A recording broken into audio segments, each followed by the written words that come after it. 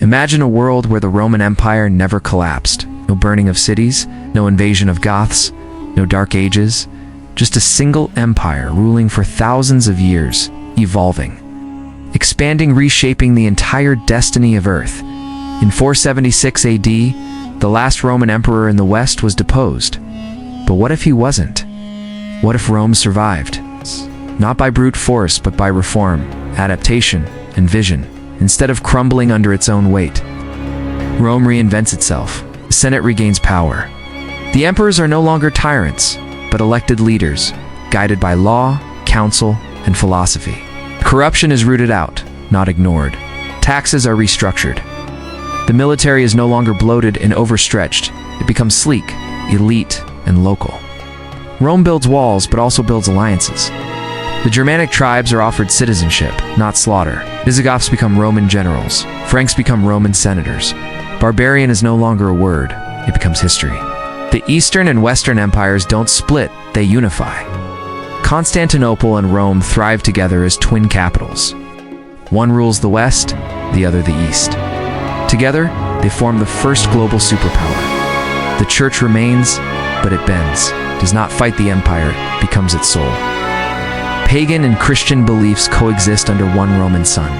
Diversity is embraced, not feared. And with peace comes progress. Rome invents the printing press 600 years early. The scientific revolution begins in the 800s, not the 1600s. Steam power, optics, surgery, democracy, all of it centuries ahead.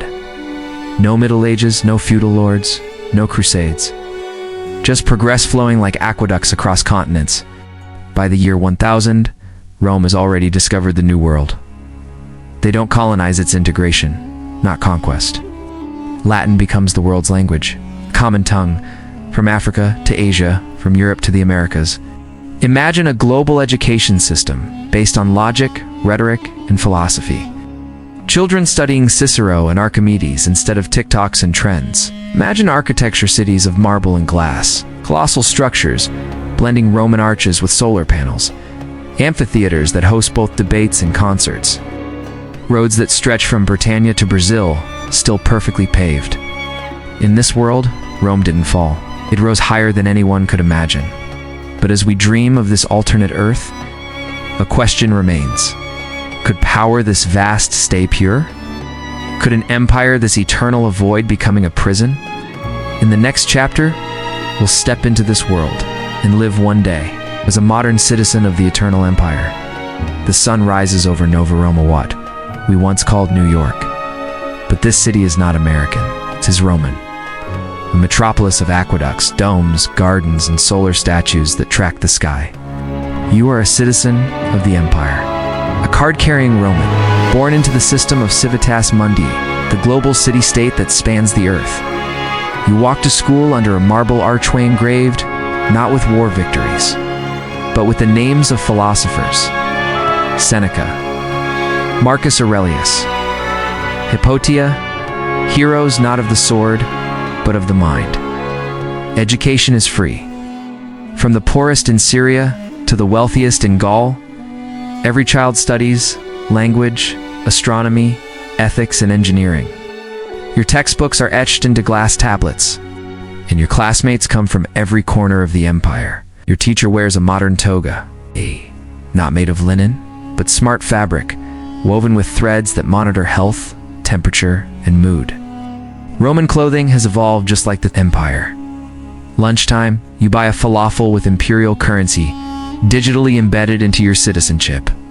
The food comes from a vertical farm, grown beneath the Colosseum, now transformed into a multi-purpose civic center. No games of blood here, only games of skill.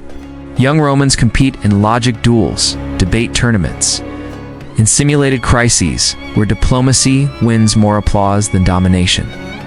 Public spaces are sacred. The old Roman baths, now hydrotherapy centers and community clinics. The old forums, still alive only now lit by solar lamps, buzzing with AI-driven senators listening to citizen polls in real time. Technology is everywhere, but silent. Rome values aesthetics, no flashing ads, no concrete jungles. Drones hum quietly above, delivering letters and bread but never invading your peace. You visit your grandmother in the Temple of Memory. Here, elders live with dignity, surrounded by gardens, fountains, and recorded histories of their lives. Romans believe in honoring the past, not locking it away. As night falls, you walk through a plaza, a hologram of Caesar debates with a projection of Plato. It's an interactive art installation designed by students. Above you, the stars glimmer, and beyond them, the Roman Space Initiative watches. There are colonies on the moon named after ancient cities. Mars is not conquered but cooperatively settled. Each structure is designed with Roman engineering dome-shaped habitats, aqueduct-based oxygen systems, and solar shields that mimic ancient shields of bronze. And yet, even in this world, shadows remain. Not all citizens are equal. The outer provinces still feel unheard. Some rebel in secret, believing the empire is too perfect, too structured. Few philosophers argue that peace, bought with order, is not peace at all. Your friend whispers about a rogue thinker from Germania who wants to restore total democracy. But in Rome, order is sacred. The question lingers in your mind as you watch a golden eagle fly over the city. Has Rome created utopia? Or merely the most beautiful cage ever built? Music turns subtle, with a slight tension in the final part.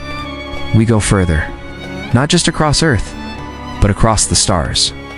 What if Rome came interstellar? The year is 4093. The Roman Empire still stands, but its throne is no longer on Earth. It now orbits Saturn. They call it Imperium Astra. The empire among the stars. It began slowly. A moon base, a Mars colony, a station on Europa. But Romans are builders. They do not settle. They conquer silence. Every outpost is shaped by Roman design. Massive domes of polished metal and carved stone. Solar shields designed like the testudo formations of old legions. Latin is still the language of law and science. The Senate meets every month across light years in real time, thanks to quantum relays. The Eagle Standard now floats in zero gravity, yet even in space, Rome brings its old dreams. Order, expansion, legacy. Children are born in orbit, named Julia, Cassius, Octavia. Taught the same philosophy, history, and discipline as their Earth-born ancestors. No planet is colonized without structure. Before landing, they build temples. Before mining, they build forums. Even in space, Rome builds civilization before profit. But not everyone follows.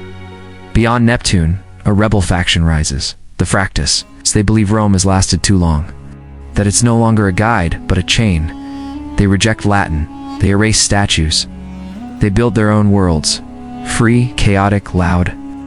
And so, the stars grow tense. Rome dispatches its sky legions, fleets powered by solar sails and fusion engines. Not to destroy, but to remind that Rome is eternal. Stand now on a balcony in Luna Nova, the capital on the moon. You look up, not at the stars, but at the imperial banners drifting gently between satellites. Do you feel proud, safe, or trapped in this future? Peace has a cost. Perfect empire requires perfect obedience. There is beauty. There is order. There's silence. But what happens to freedom when a single empire shapes the galaxy? Would you live in this world? Would you fight for it?